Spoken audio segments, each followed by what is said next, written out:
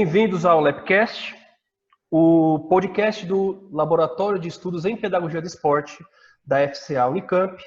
E hoje a gente tem um tema bem interessante para debater, que são as perspectivas pedagógicas sobre o modelo de jogo. Essa palavra, esse nome, modelo de jogo, ele sempre chama muita atenção. Eu sou o Lucas Leonardo, eu sou docente de ensino superior no estado de Goiás, sou doutorando pelo LEP, investigo as articulações éticas e morais do treinador de crianças em competições, pensando as implicações pedagógicas.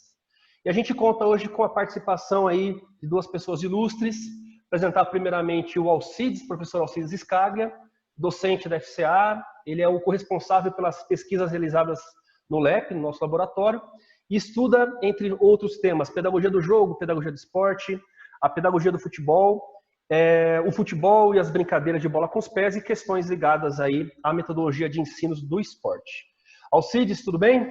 Tudo jóia, muito bom estar de novo aqui com todo mundo. Vamos fazer mais um podcast aí para ajudar as pessoas a refletir, a pensar junto conosco. A ideia não é a gente ficar achando que nós sabemos de tudo e vamos ensinar as pessoas, mas sim que nós vamos provocar reflexões e discussões acerca de algumas temáticas, e hoje a gente tem uma temática em especial.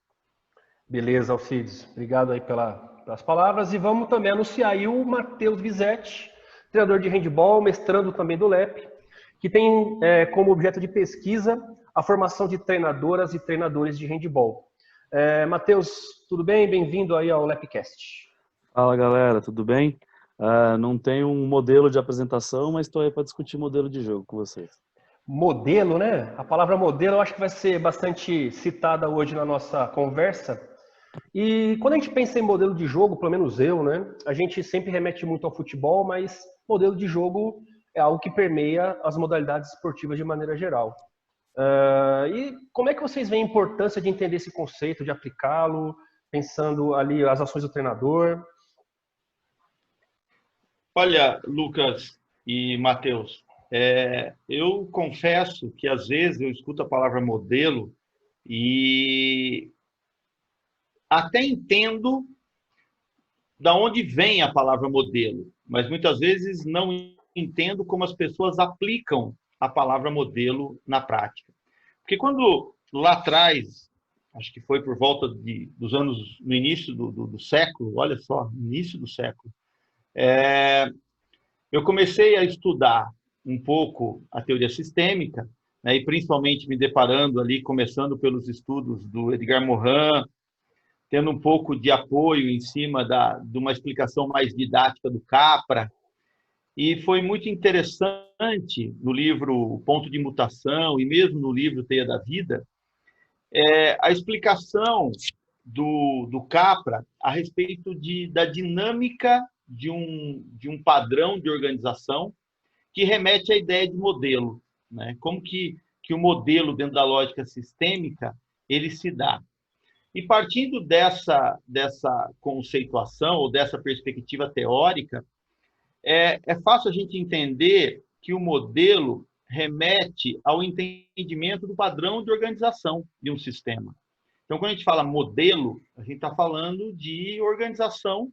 E quando a gente traz a palavra modelo para dentro do jogo, nós estamos falando exatamente de como nós entendemos o padrão de organização do jogo, de modo a esse padrão de organização gerar uma perspectiva de modelo. O Capra tem uma analogia interessante no livro, que é a seguinte: quando a gente pensa em modelo, a gente pensa em estruturas básicas ou estruturas padrão.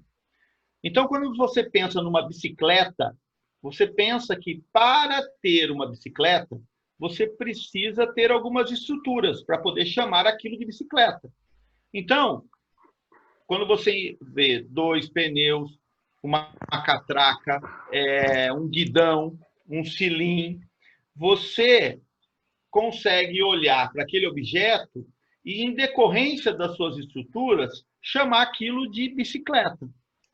Porém, dependendo da dinâmica dessas estruturas, você tem uma bicicleta que remete a uma bicicleta de corrida, a uma bicicleta de cross, a uma bicicleta de passeio, a uma bicicleta de criança.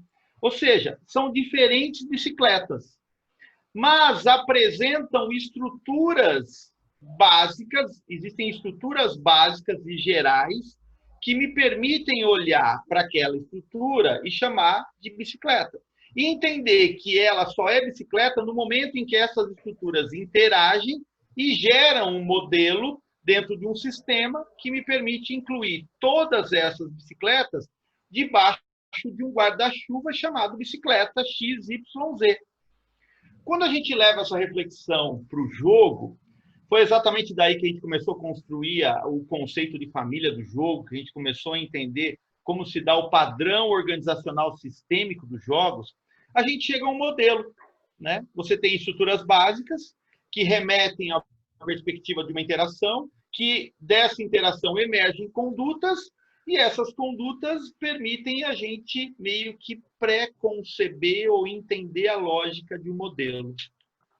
Agora, qual é o meu problema em relação a isso? É quando as pessoas pegam essa ideia de modelo e associam a ideia de modelo apenas a comportamentos e não à interação entre as estruturas. Então, você tem, na verdade, uma perspectiva de alguns treinadores, por exemplo, quererem impor um modelo para uma equipe a partir de um adestramento de comportamentos e não necessariamente de um modelo que leve o jogador a ser uma das estruturas do jogo, enquanto um elemento dessa estrutura do jogo permite com que ele compreenda como que esse processo se organiza, e não apenas o treinador do lado de fora que faz com que esse modelo funcione, sendo o jogador apenas um objeto desse modelo, apenas uma estrutura desse modelo, e não o agente inteligente dentro desse sistema. Não sei como que vocês pensam a esse respeito, não sei se o que eu disse faz algum sentido para vocês.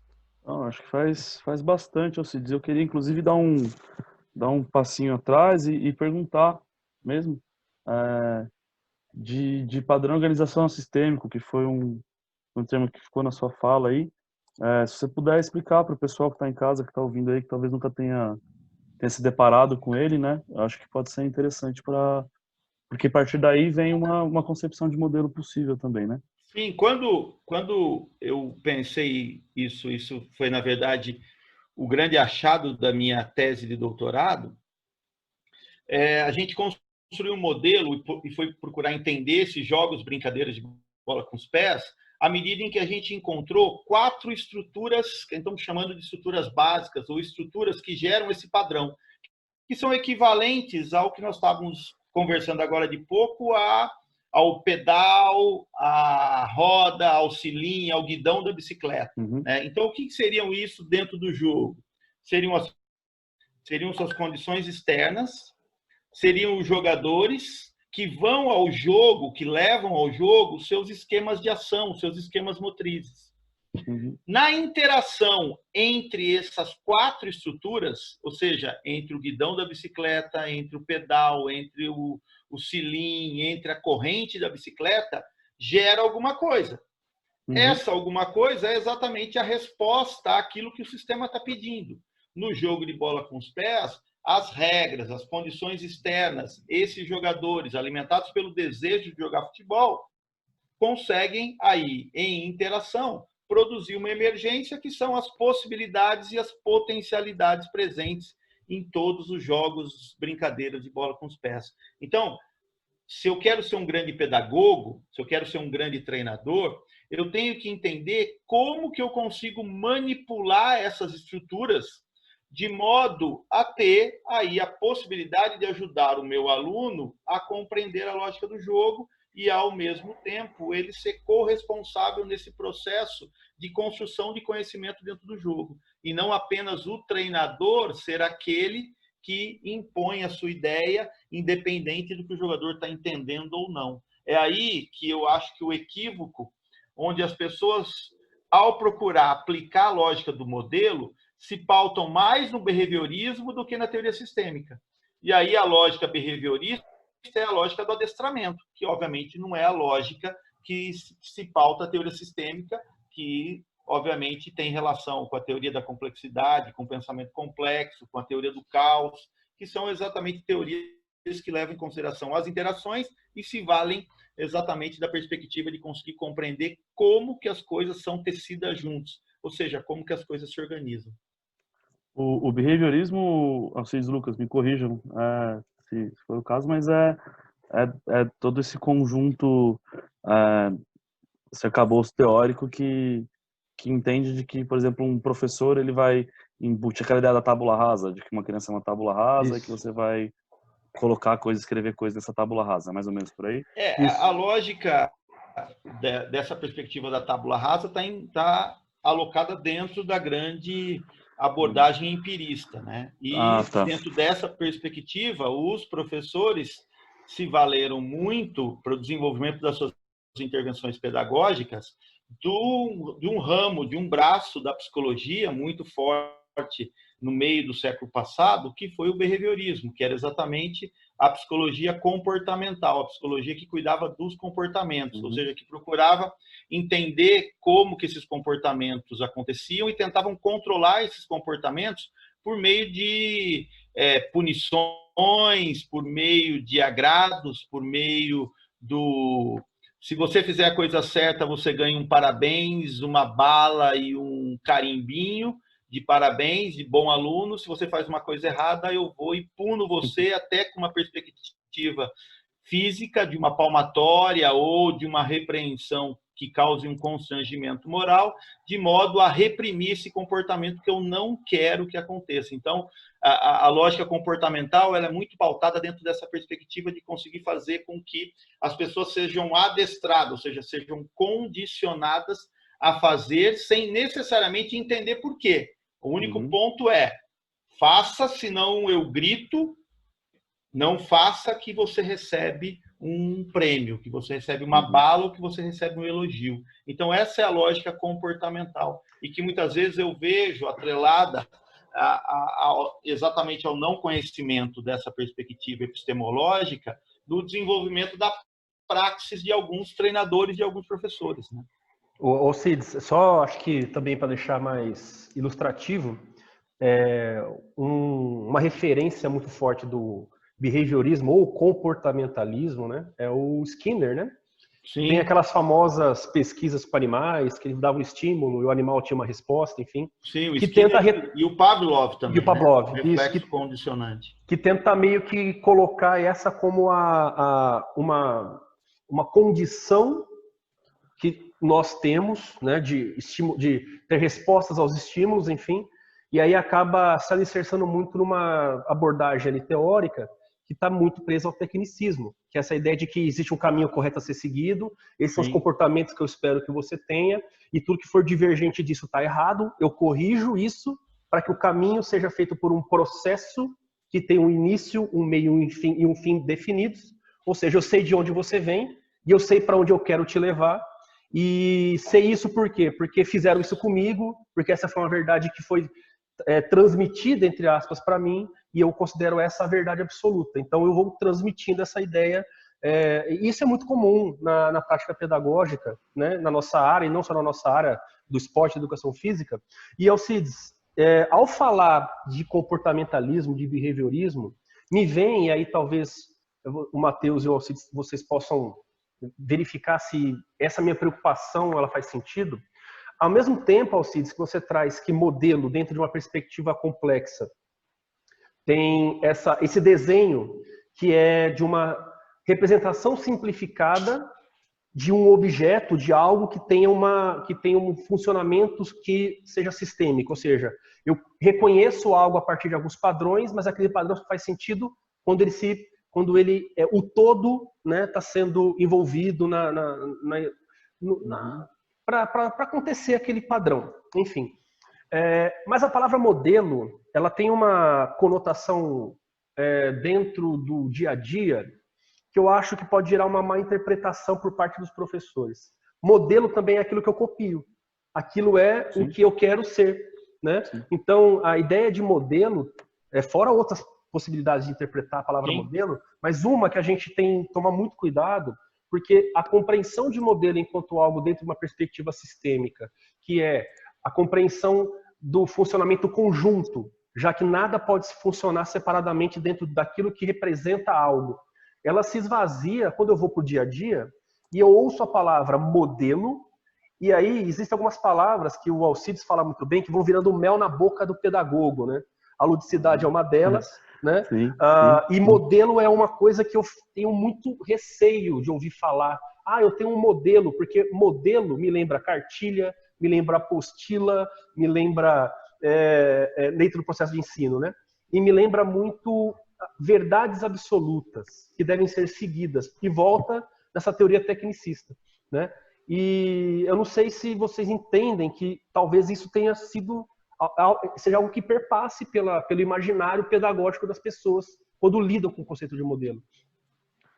Eu tenho uma percepção que me é meio particular, assim, pensando principalmente no contexto do esporte, que eu acho que o que hoje a gente trata por modelo de jogo é aquilo que em algum momento se chamaram de filosofia de jogo, em algum momento se chamou de padrão de jogo, que por mais que as palavras mudem, que talvez dentro da academia, né, o conceito, a noção é de fato diferente, mas que fazem todos com a parte de um processo de justificação, sabe, do trabalho. Quando um treinador, por exemplo, de futebol, numa entrevista coletiva, é começado a questionar que seu time está jogando mal, é falar que ele está defendendo a filosofia de jogo dele, alguma coisa do tipo. Eu não sei, pelo menos eu vejo, por exemplo, muito hoje no Brasil, quando vai falar de treinadoras e treinadores estrangeiros, vem muito esse caminho, uma palavra que, na verdade, ela acaba tendo essa replicação do padrão mesmo, né, de algo impositivo. Pelo menos dentro do contexto do esporte, assim. Sim, Matheus, eu acho que você tocou num ponto que é importante, que faz uma relação exatamente com as observações do Lucas. Veja, pena que o Hudson não está aqui para discutir a questão da filosofia do treinador, porque talvez ele vai conseguir apresentar na dissertação de mestrado dele um conceito interessante que amplia essa visão um tanto restrita de filosofia do treinador, né? Mas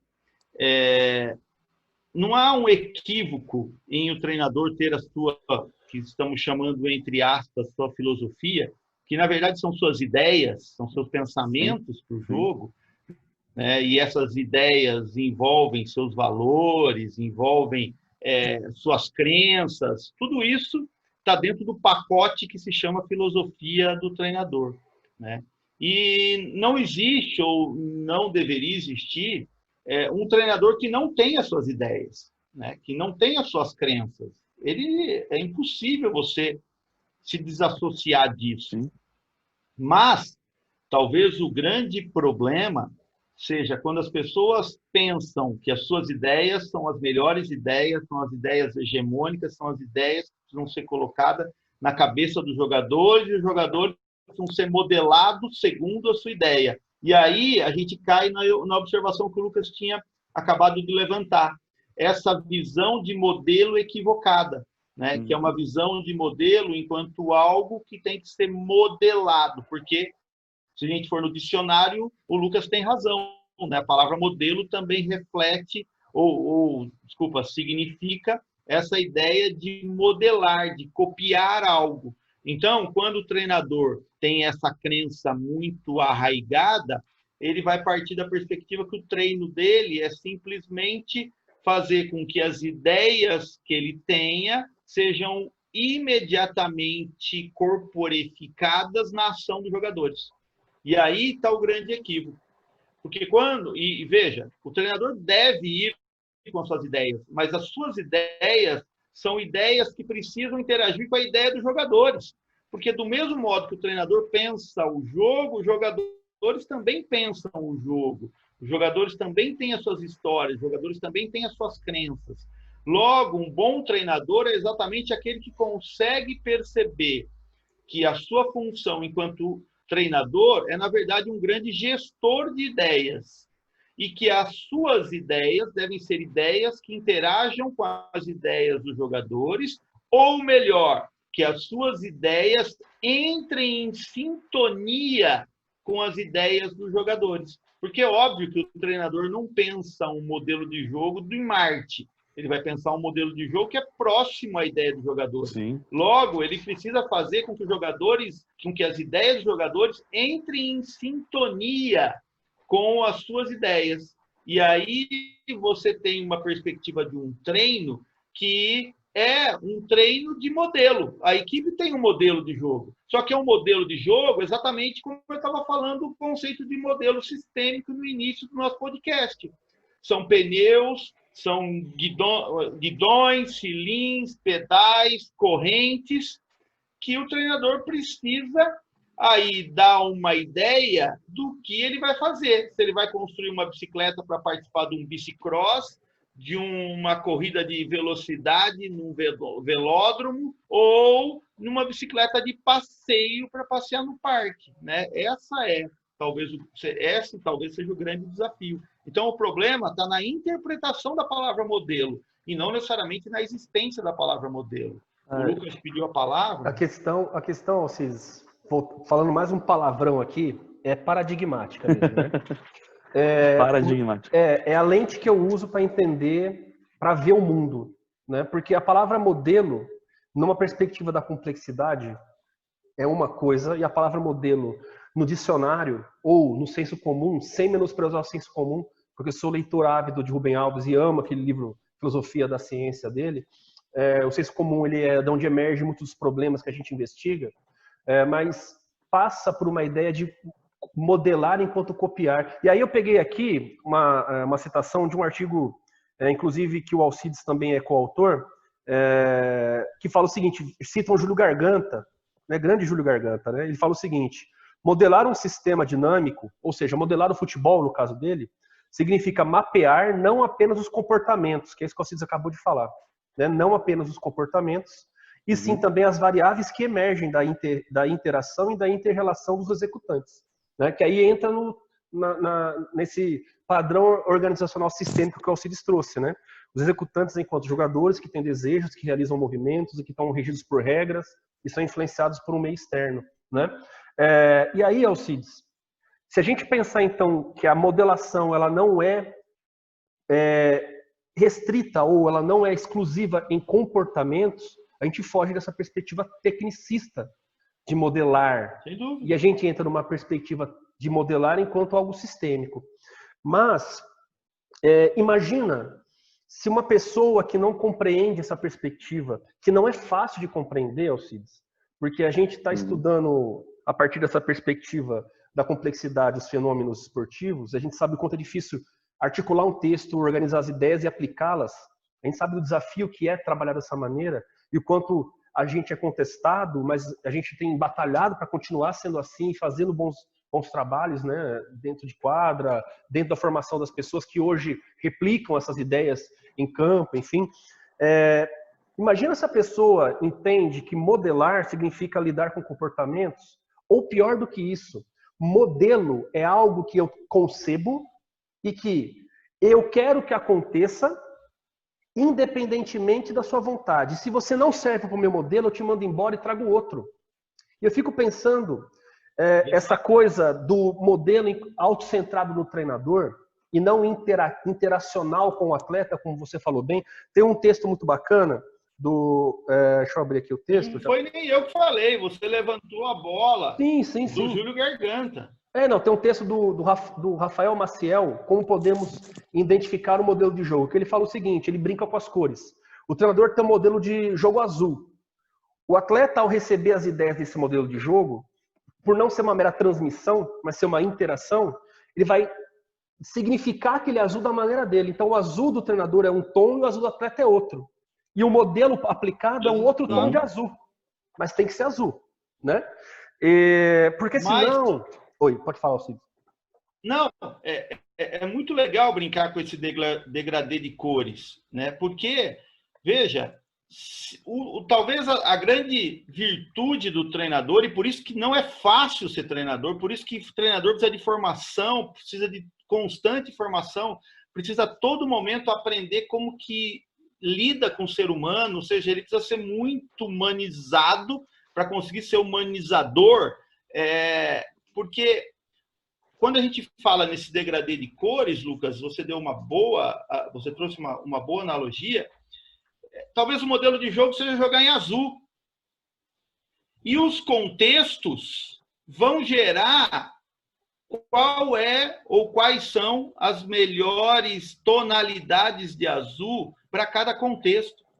O modelo de jogo não pode ser o azul escuro, único, exclusivo, que foi pensado pelo treinador. Sim.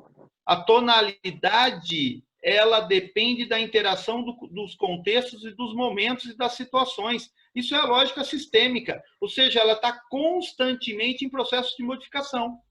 Mas, se eu consigo fazer com que os meus jogadores entendam o que é azul, e entendam e consigam ler esse degradê de cor azul, essas diferentes tonalidades desse tom azul, ou essas matizes, gera uma possibilidade muito interessante do treinador, na verdade, ser um grande formador de jogadores, e não um adestrador e repetidor de comportamentos, de modelos estereotipados que não vão dar certo.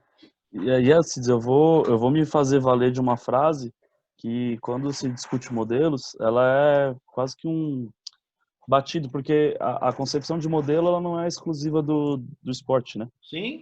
A física vai usar de modelos, matemáticos vão usar de modelos, negócios. E é uma frase que me toca muito, assim, que é, essencialmente, todos os modelos estão errados, mas alguns são úteis. Sim.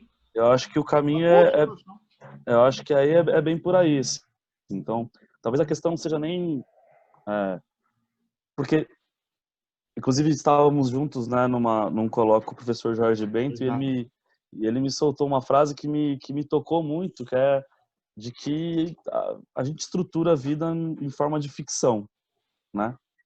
E acho que os modelos são exatamente isso. É uma maneira do qual a gente consegue externalizar a ficção com a qual a gente encara a vida. Que ótimo, Matheus. Que boa reflexão, exatamente. Então, acho que tem essa questão. Vão ter pessoas que talvez estruturem essa ficção de uma maneira muito comportamentalista. É isso, Lucas? Tá certo? Comportamental. Exato. Para não ficar no behaviorista. É isso mesmo. E independentemente de qual modelo, que às vezes quando a gente vai falar de modelo, que está em voga muito é isso, né? Se é o time que joga atacando, se é o time que joga defendendo, e a questão talvez não seja essa. É como você encara, por exemplo, o papel do atleta dentro da sua equipe. O atleta, para mim, é um atleta que é um repetidor, um executor ou é um criador? Isso é uma coisa que, quando a gente vai discutir modelo, a gente precisa conseguir incluir. Inclusive, quando discutíamos modelo, num grupo que a gente estava discutindo isso, a gente perguntou se um treinador não tem, por exemplo, um modelo de atleta. Se não há um modelo de treinamento. Se não há... Porque é isso, é como ele estrutura a ficção do seu treinamento. Né? Do seu dia a dia, do seu jogo, do seu clube, da sua relação com o treinador. É como... até seguindo na ideia do Garganta, né, de que o modelo ele é o mediador entre o plano real e o plano teórico. E eu acho que essa palavra mediador faz muita diferença, né? Assim como a palavra. Não é um impositor, né? Ele não é, o modelo não é a questão, a mediação acho que é o grande prisma para a gente olhar. Talvez seja uma. Assim, gente, isso tudo que a gente está falando, eu fico pensando em quem está ouvindo a gente e está pensando assim, tá bom, mas como é que eu faço isso virar lá dentro do campo?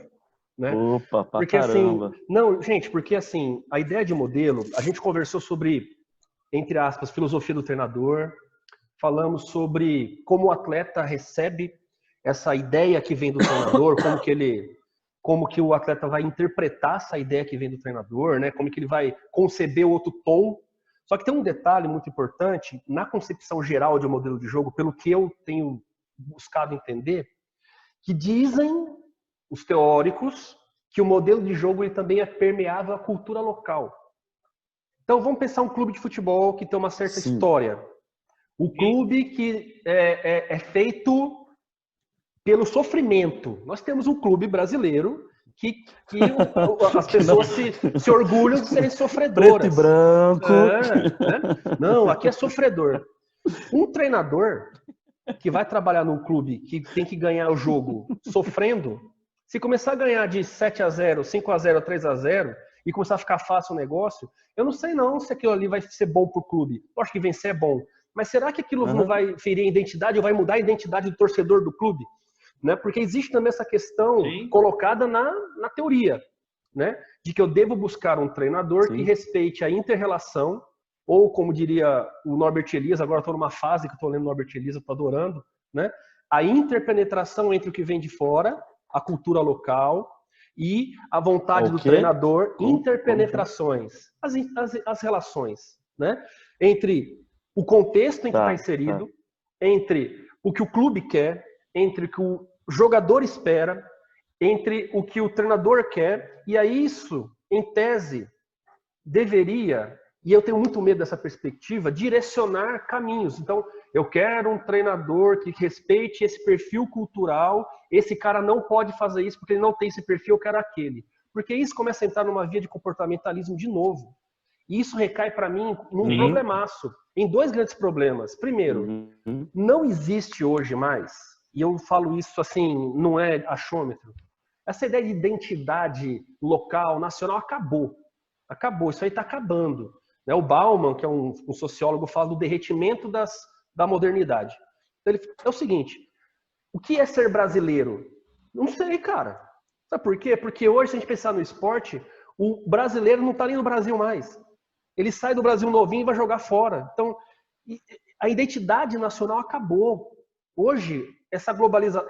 E fala em globalização, parece clichê também, né? Mas essa questão global está tão posta que hoje o menino sai da escolinha de futebol que está fazendo aula comigo e vai assistir o Barcelona jogar na televisão. Ele não vai assistir mais o Palmeiras jogar, o Corinthians jogar. E aí o que acontece? A ideia de identidades locais, culturas locais, histórias locais, eu não sei mais se isso realmente faz parte do processo, se eu vou romantizar dessa maneira. A minha cidade é uma cidade que se estabeleceu pela mineração. Os mineiros sofreram um acidente. Isso fez com que eles se unissem e batalhassem pela vida. Então o nosso clube vai ter que batalhar dessa maneira. Sabe essas coisas, essas transposições culturais? Porque eu tenho medo disso começar a bem condicionar e chegar, só para eu concluir, na parte para mim que é mais complicada, que é a gente começar a discutir modelos nacionais de formação esportiva num momento da vida humana em que não existe mais uma ideia de nacionalismo. Isso acabou. Não existe mais o brasileiro típico. Acho que nunca existiu. Mas algumas nações têm essa ideia, né, do inglês típico, do americano típico. A gente ainda brinca com esses estereótipos. Mas e aí a gente vai fazendo essa ideia ser tão grande que daqui a pouco eu estou lá na base e aí eu tenho que tomar muito cuidado com isso, pensando no seguinte: para ser atleta da minha seleção nacional, o perfil é esse.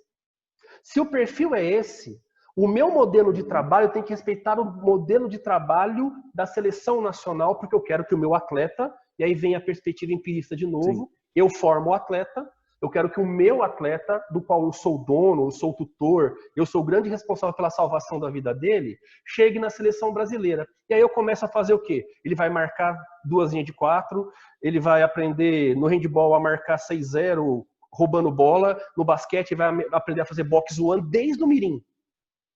Desde o mirim. E aí, o que eu vou fazendo? Você não encaixa no modelo esperado, você sai. Você não tem estatura, você sai. Você não é ágil o suficiente, você sai. E o modelo esportivo fica baseado numa ideia, que é uma concepção, que é uma ficção. Você sai e não joga em lugar nenhum. Alcides, porque é uma ficção, é uma mentira que a gente está inventando. É um caminho que a gente está tentando chegar, que a gente não sabe se vai chegar. E sabe o que acontece? Para mim, que é o pior, eu tenho muito receio, e eu e o Matheus, o Matheus vem do handball, eu não vim do handball, mas eu me aprofundei muito na modalidade. Recentemente, o nosso esporte teve uma mudança de gestão técnica, e eu fico pensando naquele treinador que acreditou numa ideia de modelo e que ficou formando atleta para jogar de acordo com o modelo da comissão técnica anterior, e aí entra um outro treinador e vem com outra concepção. E aí aqueles 5 anos de formação do atleta dentro daquele modelo vai por água abaixo, e eu não formei nada para ninguém. Ao invés de eu pensar o quê? Nos princípios que regem o jogo, que aí isso também está dentro do modelo de jogo. Quais são os princípios que regem o jogo? Quais são os princípios fundamentais do jogo, quais são as ações táticas que se encaixam em cada princípio. Então, eu sou um treinador que acredito, aí voltando à perspectiva do treinador, o meu tom de azul é: a minha equipe vai roubar muita bola na defesa. Eu posso roubar a bola atacando o adversário, eu posso roubar a bola induzindo o adversário a áreas, as laterais da quadra e do campo, que é mais difícil dele sair jogando. Eu posso roubar a bola trazendo o adversário para o meu campo para eu armar um contra-ataque e criar estratégias de encaixe ali em algumas situações. Induzir o atleta para achar que o centro do campo está livre, e aí a hora que ele vem para o meio achando que está livre, eu vou lá e fecho esse meio e roubo a bola. Ou seja, forma e conteúdo. Forma e conteúdo. O modelo é uma forma. E eu posso colocar os conteúdos que sejam inerentes a essa forma da maneira que eu achar mais viável. E quando eu penso em formação, eu penso, e eu sou muito curricularista, e às vezes as pessoas até me criticam, porque parece que eu sou um cara tradicional, mas eu acredito que eu tenho que alfabetizar para o esporte. Então, a criança tem que aprender tudo o que for possível sobre o esporte que ela joga. Então, ele tem que aprender, no handball, a defender do 6-0 ao individual.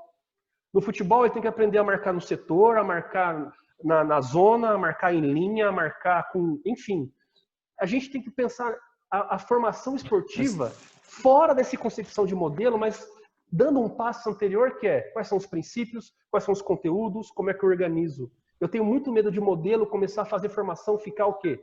Eu só aprendi a escrever letra cursiva. Eu não aprendi a escrever letra bastão. Porque letra cursiva é o modelo. Sim. Mas qual que é o problema de eu aprender a escrever letra bastão, cara? Sabe? Isso vai ser pior para mim? Não é isso que eu penso. O que eu acho...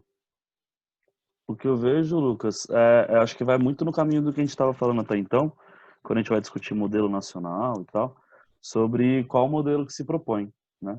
Então, por exemplo, um modelo de jogo nacional que não reconheça as regionalidades e as diferenças dentro do país é um modelo que está fadado ao fracasso, né? Ainda mais no Brasilzão isso fica muito evidente, mas se a gente falar da cidade de São Paulo, com certeza. fica muito claro isso. Sim.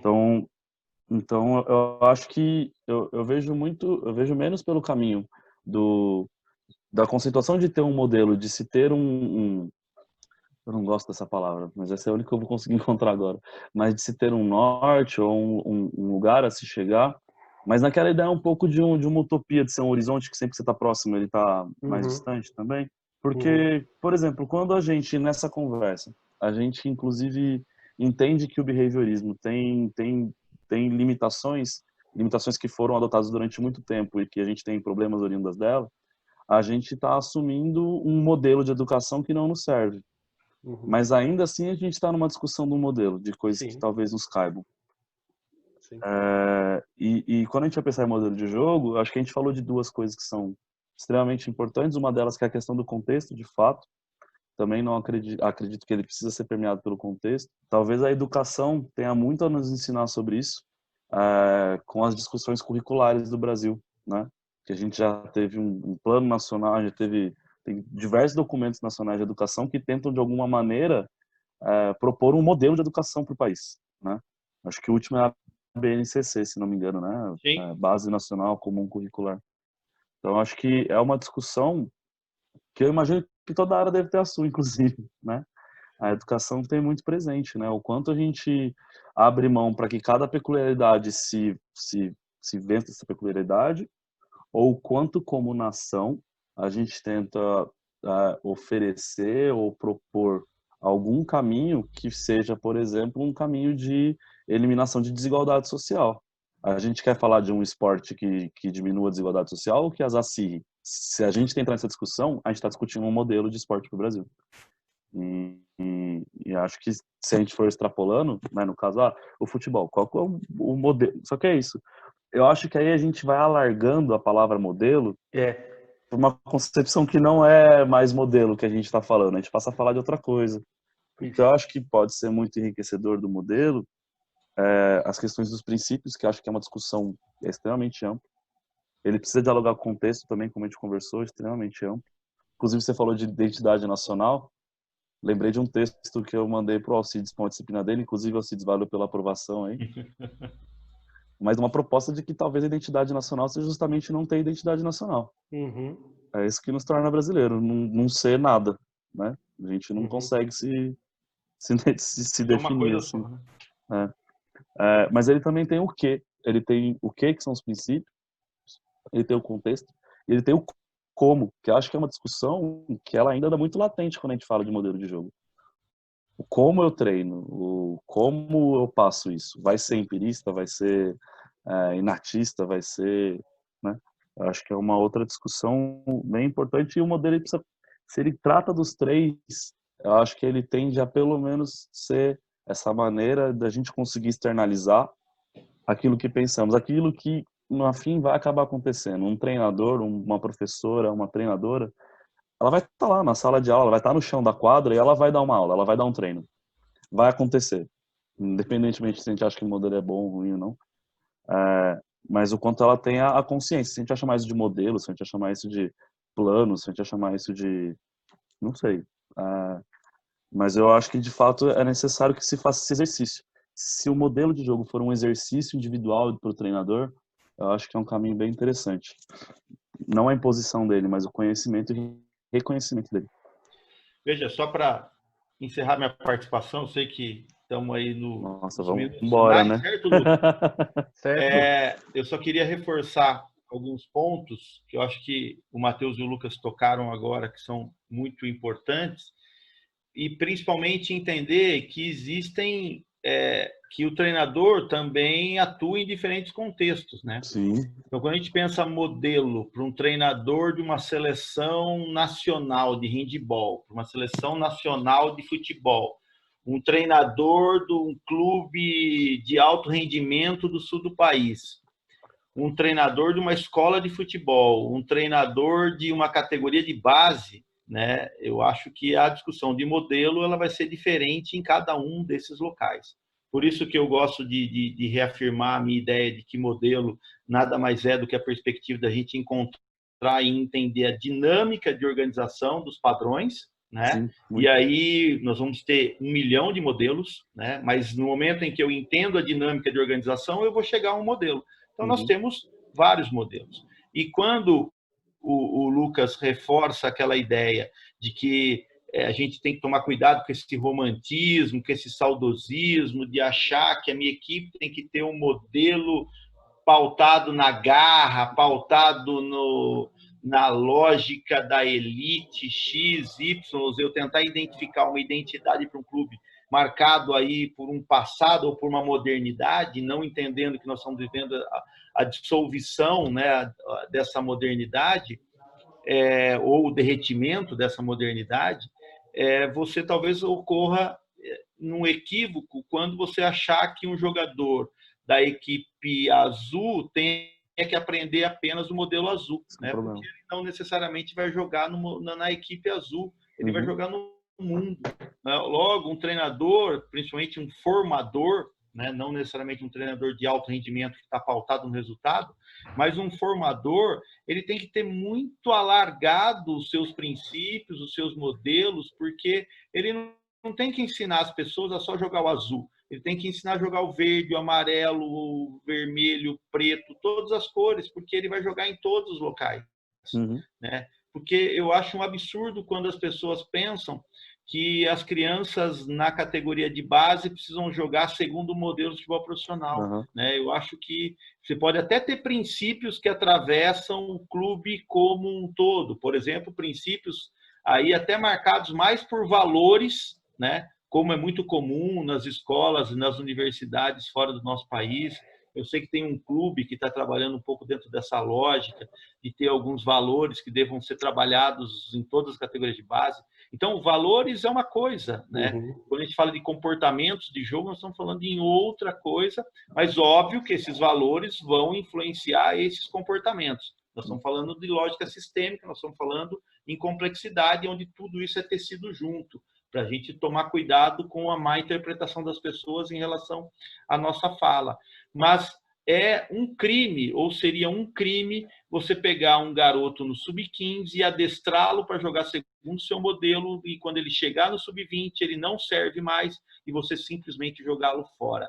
Isso é um crime, é algo que o clube deveria ser punido ao fazer isso, porque ele deveria garantir, então, a possibilidade de formação em alguma outra coisa desse jogador, porque simplesmente ele destruiu a carreira desse jogador, onde ele se hiperespecializou em um modelo e ele não vai ser utilizado dentro desse modelo. Ele foi dispensado, ele foi demitido, né? Isso é, na verdade, um crime, uma afronta à formação.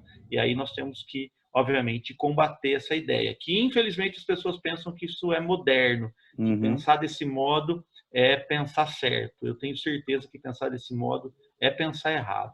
Sim. Legal, Cids. Matheus, você tem aí alguma outra coisa aí para falar? Fechamento de uma ideia? Cara, é na verdade uma sugestão para todo mundo que está ouvindo aí, para quem está no chão da quadra, no piso da quadra, na grama. Foi um exercício que eu fiz como treinador há pouco tempo e que me mudou muito a vida mesmo como treinador. Que foi, quando a gente estava estudando o modelo, foi a ideia de colocar no papel o que eu entendo do esporte, o que eu entendo do jogo, o que eu entendo e o que eu aprecio sobre. Colocar no papel, porque às vezes são exercícios, são ideias que estão na nossa cabeça e que a gente só as aplica quando a gente é confrontado com alguma outra situação. E a gente consegue perceber as coerências e as incoerências. É um exercício batata mesmo, vai escrevendo assim, ó, eu gosto de um time que transite rápido, eu gosto de um time, eu vejo isso aqui bonito, acho que o atleta tem que criar, não acho que o atleta tem que criar, acho que tem que dialogar, acho que não tem. É um exercício muito interessante e de fazer mês a mês. Tem mudado muito de lá para cá, assim, a minha prática. Fica uma sugestão aí para quem assim como eu tá novo na discussão, mas apaixonado por ela também. Muito bom. E aí talvez ele encontre eu não sei se modelo, mas uma maneira de trabalhar que seja legítima para ele, Sim. antes de pensar em questões externas e maiores do que ele. Né? E copiar alguma coisa, né? A gente fala muito de copiar, né? De se inspirar em modelo, não, é ter o próprio. Acho que é isso. Eu acho que o próprio modelo. Né? Criando forma e conteúdo. Sim, depende do contexto. Total. E eu penso que aqui o que a gente tem que deixar claro, agora fazendo o meu fechamento, é que a ideia de modelo de jogo tem que ser compreendida não enquanto cópia de algo que eu devo transmitir, transferir para a minha realidade, mas como a compreensão de quais são os elementos que permitem o bom funcionamento de algo. Então, o que faz o jogo ser bem jogado? E essa ideia que o Matheus colocou agora é muito interessante. Põe no papel o que você pensa que o seu time tem que ter para jogar bem. Né? E, de repente, você vai identificando coisas que você nunca pensou ou que você pensava que não tem coerência. E aí, mais do que pensar no modelo a ser copiado, pensar numa maneira de organizar um processo a partir, sei lá, das fases do jogo, ataque, defesa, transições, dos princípios do jogo, recuperação da bola, manutenção da posse de bola, progressão ao adversário, né? E a gente vai construindo uma maneira de trabalhar com o esporte que seja coerente, que seja principalmente coerente com a sua percepção de trabalhar com o esporte. Então, mas só complementando, Lucas e Matheus, pensem como Paulo Freire, também perguntem aos seus atletas como eles veem o jogo. Nessa dialógica talvez surja algo muito mais interessante, porque com certeza os jogadores também têm uma experiência e um olhar de dentro que muitas vezes não é o seu olhar de fora. E na interação, na dialógica entre a sua forma de pensar e a dos jogadores, garanto que os dois vão aproveitar e vão crescer muito. E Alcides, talvez aí esteja o contexto cultural que a gente tanto fala. Sim. Que geralmente é interpretado como o círculo maior do modelo, né? Contexto cultural como algo maior, e dentro desse algo maior tem o clube, tem a escola. Talvez o contexto cultural esteja dentro da escola, esteja dentro do clube, esteja dentro da sua escola de esportes, dentro do seu time. Né? Beleza, gente. Isso aqui foi mais um Lepcast. Tratou aí sobre as perspectivas pedagógicas relacionadas ao modelo de jogo. De maneira nenhuma a gente esgotou o assunto, mas a ideia é tentar abrir, né, a discussão sobre isso e permitir com que vocês que ouviram aí reflitam sobre esse tema. Muito obrigado, Matheus. Muito obrigado, Alcides. Boa, até a próxima. Valeu, pessoal. Até a próxima.